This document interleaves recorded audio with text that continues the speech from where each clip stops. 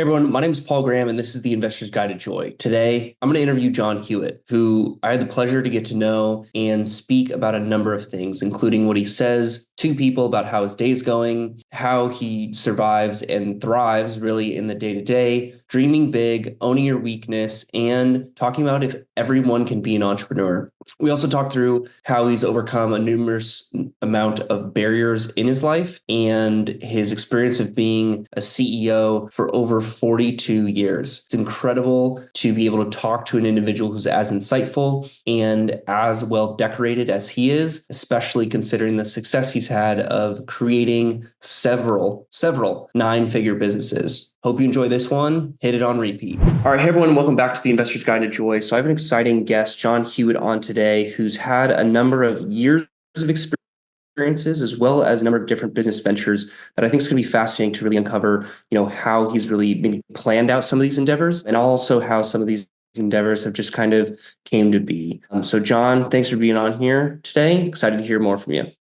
My pleasure. Thanks for having me. Yeah, you bet. One thing that really stood out to me was how we, initially started our conversation. It was, hey, how are you doing, right? And you mentioned incredible as always. You shared a story of going to Dunkin' Donuts, I believe it was, and you're, being called like Mr. Incredible. Curious, like, how did that initially start? Why the word incredible instead of amazing? Curious what that process has been like for you. It's been a different word throughout the years. It used to be great 25 years ago, and then one of my friends' fiancés used to say in a very husky, sexy voice, she'd say amazing. So I switched to amazing for a while, and now I'm incredible. And it's a normal hello is how you doing instead of hi. And so I'm always just annoyed when people say good. So whenever anyone says good to me, I say, how are you doing? And they say good. I say, well, I hope it gets even better. What have you found in those like interactions? So when I've had the opportunity in those moments to say like, I'm doing incredible, amazing, fantastic things like could not be better. I'm so grateful. Like those sort of feelings, intentions, emotion, and like just pizzazz essentially. Some people definitely latch onto it and are curious. Other people might be like offended or like standoffish. Like what have you had in terms of experiences for doing this so long? The normal experience I have is like you described at Dunkin' Donuts. I go to the same Dunkin' Donuts and every morning, virtually every morning. And now for the last 3 weeks, they say, good morning, Mr. Incredible. And the normal response is, I love that. When I say, how you doing? And I say incredible. And they say, I love that they're not used to that. They're used to mundane interactions where people are very impersonal and boring, I think. I'm sure if you're at a drive-through, you don't have a lot of fun interactions. And so I think it's a little unique and fun for them. Sure, you bet. How have you experienced like the opposite, where someone might be like standoffish or, they're just in a different mindset. They're not having a great, incredible, good, day or maybe even like season of life. And they hear something like that and they're just, repelled by it.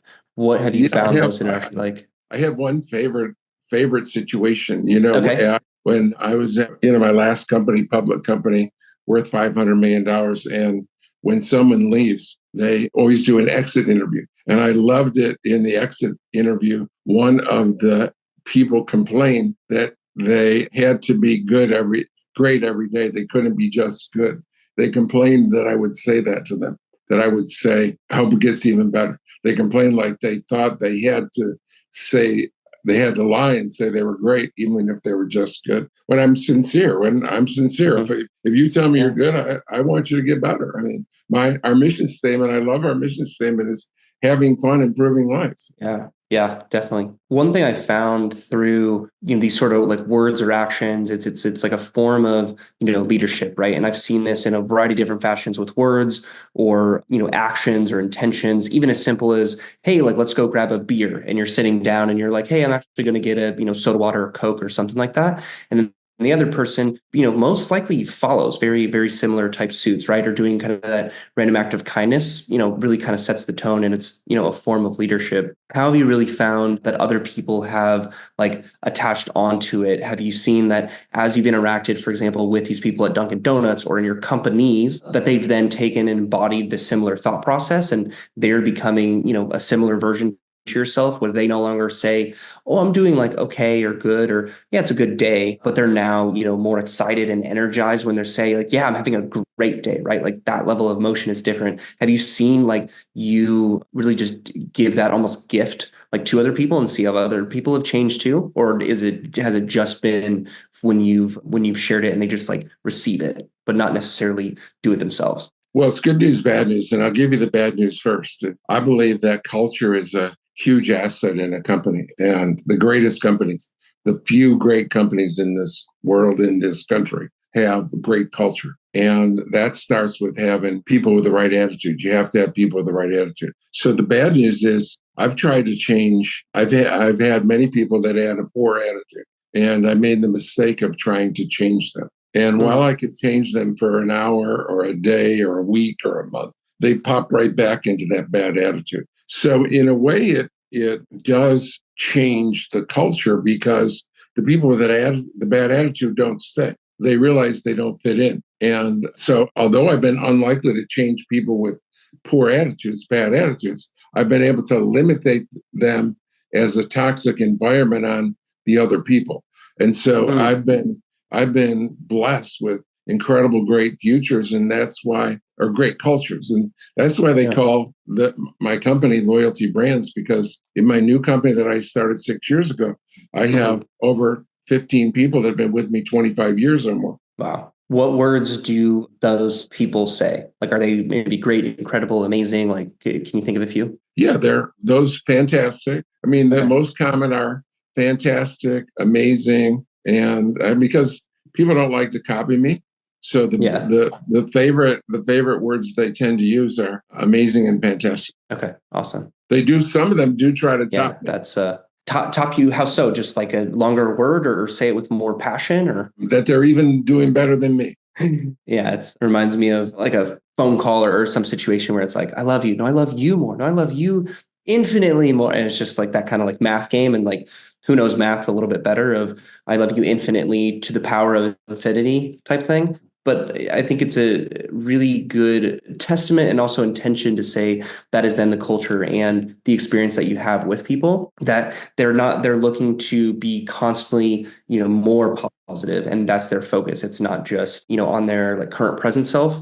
They're looking to go beyond their self and be, even better, right? And that sort of growth mindedness and action, certainly I would think translates into their own actions in a day in day basis. Like, have you seen that where like the people, as they change maybe their, mindset or the words they're using for how their day's going, then are maybe more productive or more intentional or more strategic or things like that? Like, have you seen that sort of shift within people? Sure. When they tease like that, it shows they're having fun. And almost everyone I know gets caught up in the day-to-day and the minutia and fighting fires. And we don't sit back and appreciate and be grateful for all the blessings we've had. My theory is, if you're alive and healthy in the United States, you're one of the 2% most fortunate people on the planet. But when you get in a work environment, especially when you're supporting franchisees and customers and other employees, you get wrapped up in problem after problem after problem. And so it forces a little sidetrack like that, forces you to think, now I need to be grateful. I need to start with that grateful attitude. Is that tactical to say that, it's like a gratitude practice where you're doing like 3, a day, or is it more a presence of just as people are asking, how you're doing, or is it both? It's certainly both, but it's meant, if you're going to have a great culture, it starts at the top. So it's meant I've never have a bad day. You can't catch me in a bad mood. That I never have a bad day. I shouldn't say you can't catch me in a bad mood. I can have a bad moment, but at the end of the day, I wake up happy every morning. I go to sleep happy every night. And sure, I get lots of aggravations in the middle, but I'm a very, very content, happy, satisfied person. And yeah, as a leader, you need to show that and demonstrate that. Yeah, definitely. And that's then, to your point, like an amazing piece of a leader, because then I, as either, another executive or a manager or an individual contributor, maybe intern, strategic partner or something like that, right? I can then go to you not only as, a business related type, interest or conversation, but also just as another human. Like, hey, I might not be having a good day. Like, I wonder what, John's doing, and I want to talk about business, but I really just want to be around him, right? And so really that presence and aura that you have is not only like attractive, but it's also like a catalyst to then, really just have people be around you, which is, to your point, then really about culture for sure. To turn this off. But you're right. I try to have everyone leave my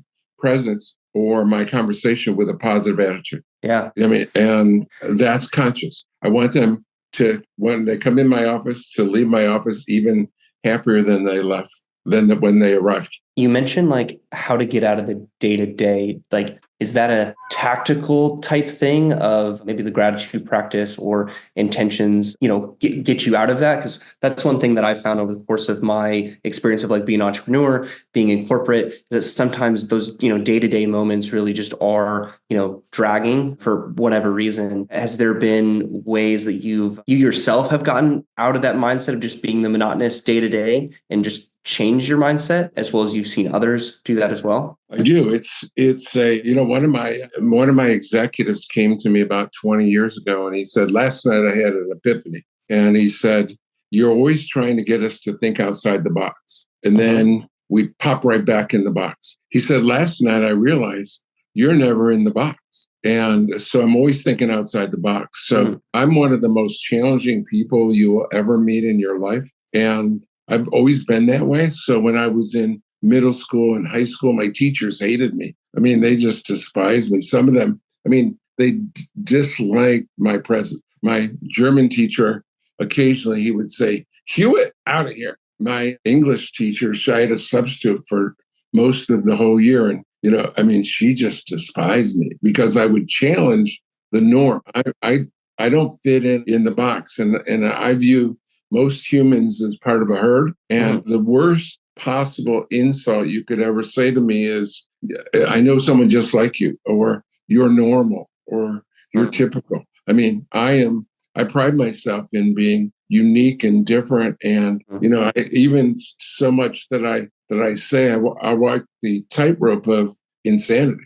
My goals are so audacious and so out of this world that, for example, when I started Jackson Hewitt, we had 6 offices and Block had 9,000. And I told my investors, our goal is to have 9,001 offices. We had 6, so we needed to grow by 8,995 offices. That borders on lunacy. That's totally unrealistic. Well, I never got to 9,000, but I got to 6,000 and became $1 billion company. So I do walk that tightrope, that balance beam of insanity. Yeah, certainly. It's the importance of like certainty with delusion, essentially. What have you found to ensure that like delusion becomes a reality? What I'm processing is that in my experience of, founding software companies or, investments within, real estate or like oil and gas, is that bigger numbers always sound more exciting, but are, certainly more difficult to do. But anyone can just constantly make up, a bigger number, right? Just similar to like the good or great or I'm amazing. Like we could just say those things, but the difference between 6,000 and 9,000 is a wide range. The difference between 6 and 6,000 is also. So at some point I've seen within different circles, individuals just put big numbers, on their goal sheet to see how, it might come to be. I've really found through books like 10X is easier than 2X, like having some of those drastically, higher goals is beneficial because you're thinking and operating differently. At some point, you're also just picking a number out of the hat. I want to help a billion trillion people type thing. And it's not actually like serving. So how do you keep that compression between kind of the looniness, if you will, and the delusion, but also the practicalness of doing that? Is that just like taking that elephant and like breaking it down into like bite-sized pieces, or what does that, I would say, look like and feel like? Because you'll experience both throughout that process, right? Different feelings and different actions and ways to go about it. Yeah, in our planning every year, we get our executives together and we do planning, and we set a 5-year goal, and then everyone's there in the room and they chip in, and it might be, let's say, in our first year. I mean, we're going to go to 9,000. We're going to have, so we need to have in 5 years, we need to have 1,000. So then we break it. So then we go back. Okay, what do we need to do in 3 years? Okay, we need to have 500. Okay, what do we need to do in 1 year? Well, we need 100. And then everyone in the room, the marketing director, the franchise development salesperson, the HR training department, everyone knows, and we discuss that year and whether it's feasible. And a couple things happen. We generally go with a consensus. It's not my number, so everyone has a say. So if this year is going to be 100, some people are going to say we're going to have 40, and some people are going to say we're going to have 200. And everyone gets their say, and they see that it's not a democracy, but it's a discussion where we end in a middle number, and everyone knows each other. Okay, well, if we're going to have 100 new offices, we're going to need 60 new franchises, and we're going to have to train then 130 people. And everyone knows in that room whether we can train 130 people or not. But the director of training has to put in their budget the amount of staff they need to have, the amount of number of trainings they need to have, and the resources in terms of hotel rooms and books and supplies. And so everyone knows those numbers. And the only way you get buy-in is if you have a say. If someone dictates to you, we're going to do 100 offices this year, you have no buy-in and no belief. So it comes to as a common goal, and people pitch in and join together to make it. Certainly. As then, because you were CEO in these situations? I've been CEO for 42 years. Yep. Yeah. How then was that you guiding the conversation, right? And saying, okay, so you said 40, do you believe it's only 40, or could it be more like 45? Were you encouraging along the way, or from the plan, you were kind of making that final decision? Or I've seen other, individuals in, CEO roles just say, hey, what do you think we should do? And just kind of let the team of sorts decide, as long as it falls in lines with the intentions. What have you found the best approach to be as a CEO to have those sort of alignment and conversations? Yeah, in each case, I had to be careful not to speak up. And so we'd always have to have a facilitator. And while I believe that if you and I think the same, one of us is useless, you're always going to have your yes people. So if I would say a number, out of my 30 people, there'd be 5 of them that would be their number. So I couldn't say a number, right? Yeah. So I would allow the conversation to ebb and flow, and eventually I might have to say, if it went on too long and it was between 50 and 70, I might just pick a number and say, okay, that's enough. We'll start with 60. We'll start with 60, and then enough conversation. But the only time I would get involved in, and as little as possible, would be the final number. Yeah, after everyone said their number, then there'd be discussion, and then if they couldn't agree, then I would intercede. Yeah, certainly. One thought that came to be in sort of, you mentioned kind of out of the box, there's another expression called pushing the envelope, right? I've had this thought of it's often to push the envelope, but to your point, there's also an opportunity to create a new envelope entirely. So how have you stayed, out of the box as other people are focused on, pushing the envelope, or, they're kind of stuck in, the box, if you will? I've just, there's something Kathy Lee Gifford wrote a book about, and there was a chapter in the book called Age of Bliss. And it says that until you're 5, 6, 7, 8 years old, you think you can do anything. And then everyone tells you, no, you can't be Superman. You can't be Batwoman. You can't be president of the United States. You can't be an astronaut. And even your parents and teachers, they beat you down. And I realized that I realized about 20 years ago when I heard her talking on the radio about that everyone needs to get back to that age of bliss. I realized they had never beat me out of it. So I've always thought I could do anything. And I've always had this confidence that when I was a kid, it was cocky because I wasn't proven. But now I'm proven. It's back to confidence. I've always had this self-confidence that there were no limitations. Yeah, certainly.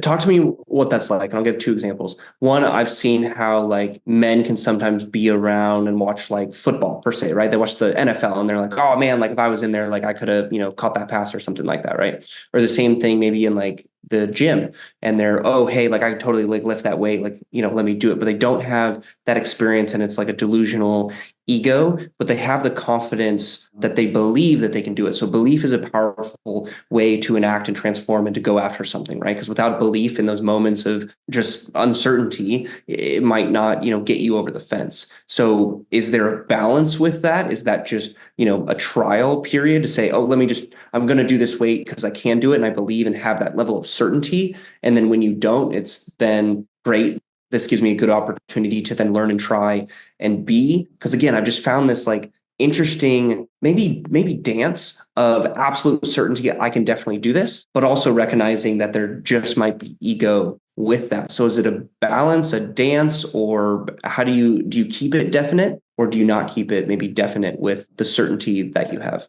Well, there's a couple ways to think of it. Number one is if I could have been anything, it would have been first baseman in the New York Yankees. Okay. But and when I was a kid, I loved Mickey Mantle, and he was a switch hitter. So in Little League, I played switch hit. I batted left and right both because Mickey Mantle did. He was my hero. Yeah. But soon I realized that the only way I could do that was with way too much work. Yeah. That I was not willing to put in the work to try to be the first baseman of the New York Yankees. I was pretty good at baseball, but I would have to put in thousands of hours every year, and I wasn't willing to do it. And so I've come to a spot in my life over the last 30 years that I only do what I'm great at. So I gave up golf, right? And I switched and I play tennis because I'm great at tennis. Yeah. And so I only do the things I'm good at. And when I hire, you need to know your weaknesses. So Peter Drucker, one of my favorite business authors, said, people with great strengths have great weaknesses. And so I believe I have been blessed with great strengths. It's proven, but therefore I have great weaknesses. The more strengths you have, the more weaknesses you have. And so some of my weaknesses are, for example, I'm zero detail. I'm zero. So when I look to hire, when I start a company, I'm looking for people that are good at detail. I don't want to hire someone that's good at the same things I am. My first hires are people that offset my weaknesses. And so one of my weaknesses is I'm not a great communicator. And although I do a great job, I think, of getting people to buy into my dream. I have a fairly accurate dream and I get people to buy in. I get my investors and franchisees and employees and customers and vendors. I get people to buy in. But if you and I are friends then I'm not the greatest communicator. I'm below average in those kind of one-on-one. And so I realized that and I actually I'm an introvert, even though I act extroverted to be successful in business. I love being around extroverts because I can ask them a question. They do all the talking. Yeah, certainly. You've had, decades of experience and opportunities to learn, strengths and weaknesses. Have you found that there's been like tests or assessments that have kind of given you that? Or, for someone who's maybe like just out of college or like, in the midst of their career, they could maybe have an understanding of their strengths and weaknesses. I've certainly found how I found mine, but I'm curious from your perspective, how you would recommend, finding them and then owning them, to your point. Yeah, most people can't own them.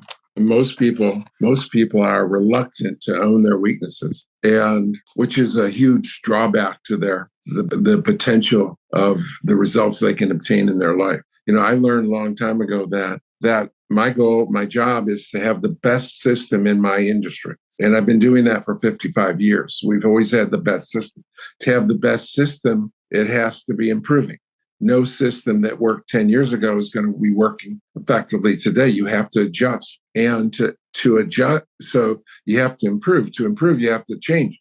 And it's much more difficult to improve if no one tells you what you're doing wrong. And the beauty of franchising is that they have no problem in telling what you're doing wrong.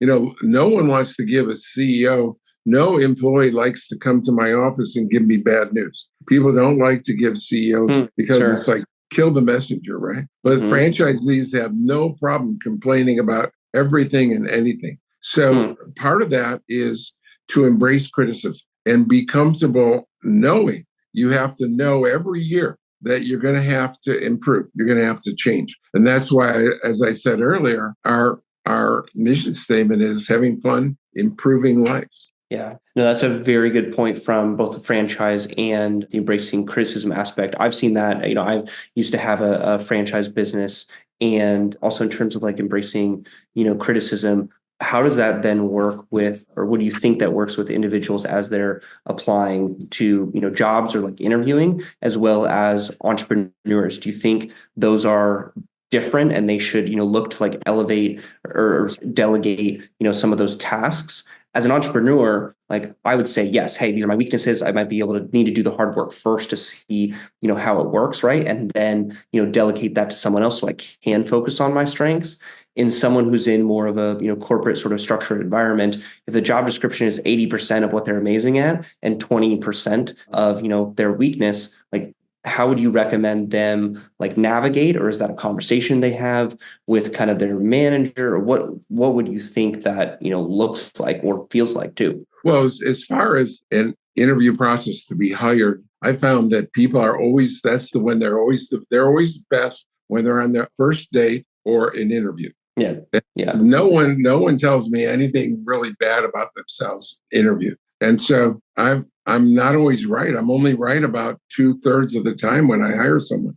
It's hard to peel away the onion and get to the real person. And so that's a very, very difficult process. But another point though is that I learned a long time ago 2 things about doing work that don't like or I'm not good at. For example, cooking. I don't cook. I don't.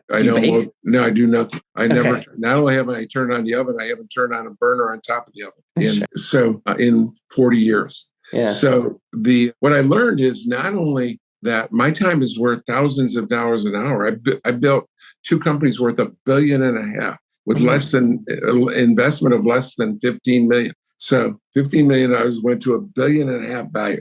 So I've created over $1 billion of equity for my stockholders, and my time is worth thousands of dollars an hour. So not only is it crazy for me to go mow the lawn for an hour, especially if I can hire someone at $20 an hour to mow the lawn, or 30 or 40, right? But what I also learned is that if I take the time to go do something I don't like mow the lawn or try to clean the house or things that I don't like to do, then I'm less effective during the 50 or 60 hours a week I work each week because I'm tired from doing those other tasks. So I don't do anything that I can have someone else do. I have maid service, I have lawn service, I have pool cleaners, I have everything. I eat out every night, every lunch.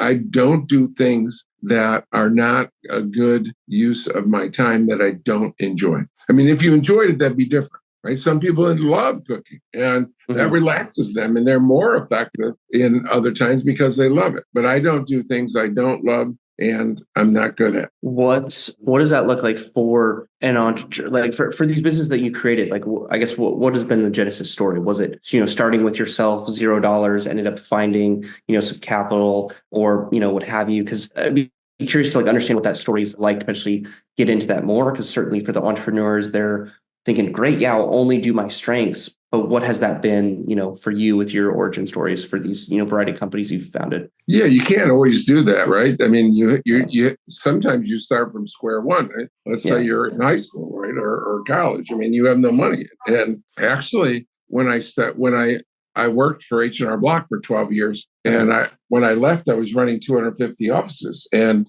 so I was making pretty good money and high up in management. There was only 35 in the people in the country running 250 offices or more. And so I was in high management, making good money, then I stepped into self-employment.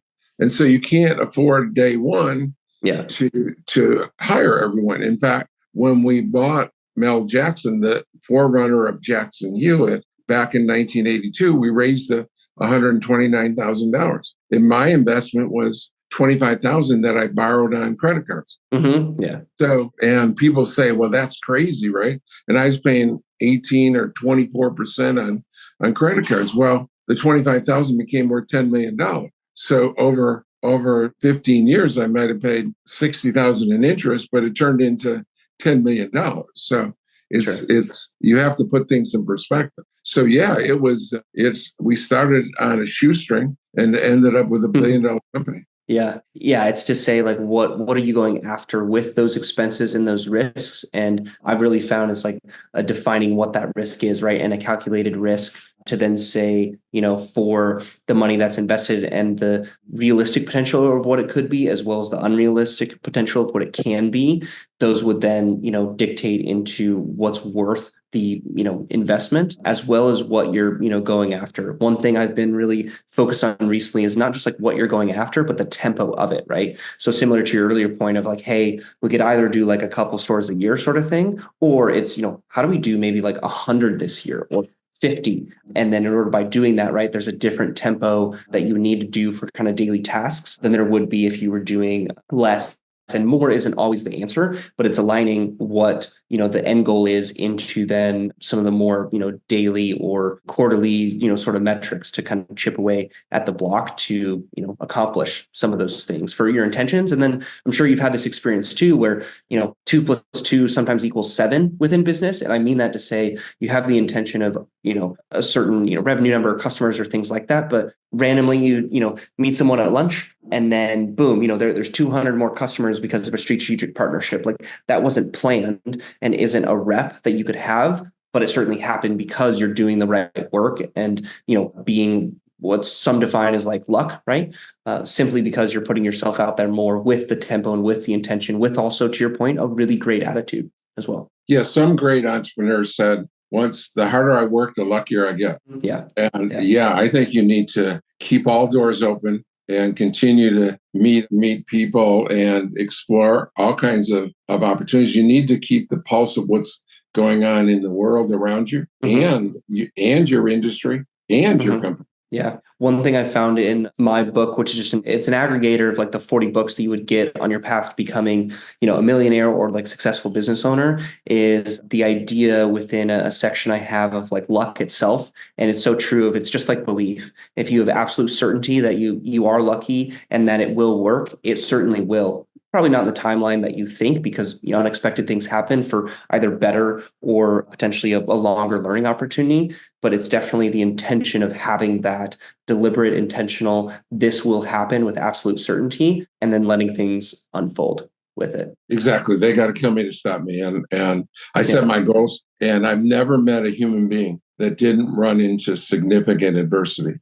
You're going to face adversity, and you don't know when it's going to happen. Murphy's Law is the worst thing that's going to happen is going to happen at the worst time. So stuff is going to happen. You can be certain. God doesn't put anyone here to escape. All of us face adversity. But just like you, I'm unstoppable. Yeah, absolutely. I am in Austin, Texas. I went to Onnit Gym, which is nationally known, it seems, and the Onnit brand. And there was nothing on the blackboard yesterday. Normally there's exercises and reps, that people should do if they're, group fitness trainings.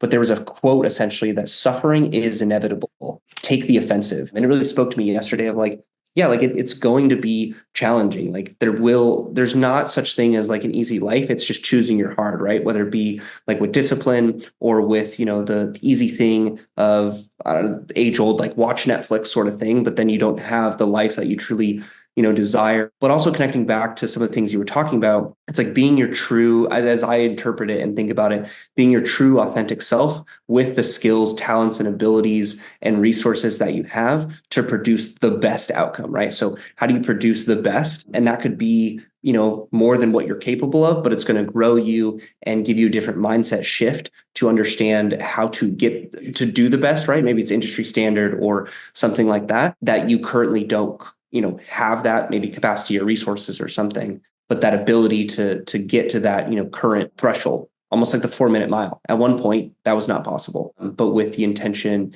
and, focus on it, someone was able to achieve it because of their, focus and a number of different things, for sure. It's funny that you know about the 4-minute mile because they broke it before you were born. But I lived it. I lived it back in the 50s and 60s. Sure. They said no one was ever going to do it. It's fascinating. Now high schoolers do it. Yeah, it's fascinating to see how. So, I mean, my parents are in their early 70s, so I've heard, the number of things of like, the punch cards within, computers and systems and paperwork galore and floppy disks and all that, right? And even within the fitness world today, I know individuals who are like, hey, let's like run across the state of Texas and do, century marathons, right? And it's fascinating how the human mind, again, to my earlier point, like has the capacity of like, oh, I'm going to run 1,000,000 trillion. Like you can't tangibly like own that and understand that, but you can by taking, steps to it. So at some point, it's really just what's the goal, having the tenacity to do so, having a plan or, I think a plan is important, but at the very least, just the intention on being absolutely certain that, you will find a way or make a way. I wrote a blog post about a fish climbing a tree, where if you see a fish climbing a tree, you'll not be able to unsee it. And a fish climbing a tree will find a way or make a way because they have the utter belief that it's absolutely, will happen. And they have the tools, resources, knowledge, skills, ability to make it happen. And if at some point they get wavering on either of them, it's then an opportunity for growth. And it's been a cool reflection for me, at least, to be like, yeah, like I identify as a fish climbing a tree, right? You talk about uniqueness. That's my uniqueness and how I operate. One thing I've found with entrepreneurs is that, I'm an entrepreneurial type person as well as an entrepreneur.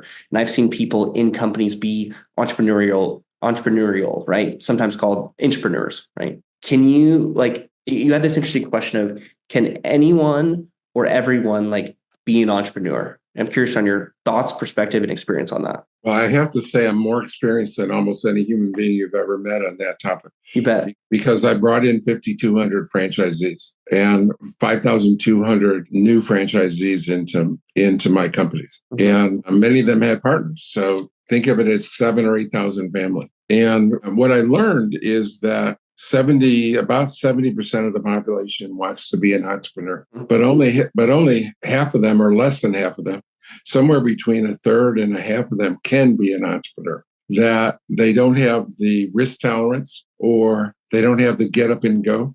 There's no boss there to tell them they have to be at work at 8:00 in the morning, or they have to stay to 7:00 at night. And some of them don't have the resources. When they hit that adversity that you and I just discussed, that they don't have any resources, fallback. There's no safety net. And so they just fall and give up. So yeah, it's half the people that want to be entrepreneurs should never be an entrepreneur. How do you evaluate? How have you seen people know that they should or shouldn't be? Is it their level of grit, their ability to make the commitments to themselves, their belief? Like, is there something or some things for someone to kind of be, hey, I should continue to explore this? There's a difference between interest and execution, right? Right. What I've seen is most of the people that shouldn't be entrepreneurs, they don't start because of the risk. And, oh, I can't leave my job. And, oh, if I don't have my job, I can't. So most of the people, so that takes it down from 70% that want to be entrepreneurs to about 40%. That because most or a good share of the people are just too timid to take that. And the remainder, they go for it, and they fail with it typically within a 1 to 3 years, and mostly within a year. It's clear to us, and if not to them, within a year, that they just can't make it. Yeah. And that falls in line with like SBA type statistics and things like that. It reminds, or is kind of a reference to another question of like, how do you overcome like obstacles or barriers in your life? One thing I've found of being an entrepreneur of, is it failed companies or is it just learning opportunities? opportunities, right? And experiences. But it's the intention of not being tied to the outcome has really like helped me personally. So it's, hey, I'm writing a book. I'm going to write an hour a day. And, the days that I do, those are a success, right? Because they move the ball down the field. The days that I happen not to are the days that, those are failures. And why did that happen, right? And continue going. I've been in seasons where I've just been so focused on this going to be, that $1 billion company. And then it's like, great, what did you do today to move the ball down the field? And it's like, well, I thought about it for 2 hours, or, I made a business plan. And it's like, talk to 10 people, right? A day, or those sort of metrics, right? That like actually move the ball down the field as people are going through, that 1 to 3 year sort of entrepreneurial journey, as they're just learning everything there is about business. And I've also found you learn a lot about life too, and yourself, because it's the most, difficult thing of sorts that you can do, because there's so many factors and it's a true extension of yourself. How have you found to like overcome the barriers in your life, like as an entrepreneur, as an individual, or, family individual, or holistically? Well, first of all, if someone's confused as whether they can do it, then I often offer the people a internship. Come and try it. Work with us on part-time or weekends, or see. We'll tell you soon whether you can do it. Yeah. But I overcome adversity in every which way. Right? I'm unstoppable. The difference between a winner and a loser is the loser gives up at some point. And I'm always thinking I'm a chess player since I was 8 or 9 years old. And if they do that, I'm going to do this. If this happens, I'm going to do that, and so forth. So I think strategically and prepared for virtually anything that can happen. Certainly anything normal that can happen.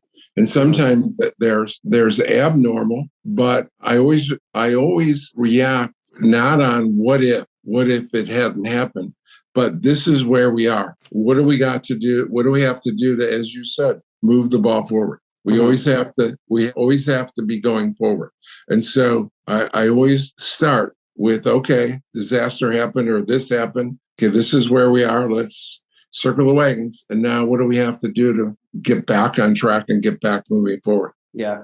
Absolutely. Yeah. And get back to move forward, not just get back to, huddle and talk, but, navigate, iterate, take steps in different directions. Absolutely. And that's the key to moving forward. In the football analogy, it's how you get the ball, down the field, is by, moving it forward. What would you, so this has been incredible. It's given me a lot of insight from my own experience, as well as, where I'm going and intending for, the future. The intention of this podcast is, the investor's, guide to joy. And so as they're investing in, themselves, or their, businesses, or maybe doing M&A deals, right? This guide has then the intention to say, what is your kind of like mark on it, right? So what would you leave in the guide as like a quote, a model, a motto, or intention that you've really found through, your life and your experience, that someone should, absolutely know? My standard advice to every human being is find something you love to do, work hard, persevere. Life's too short.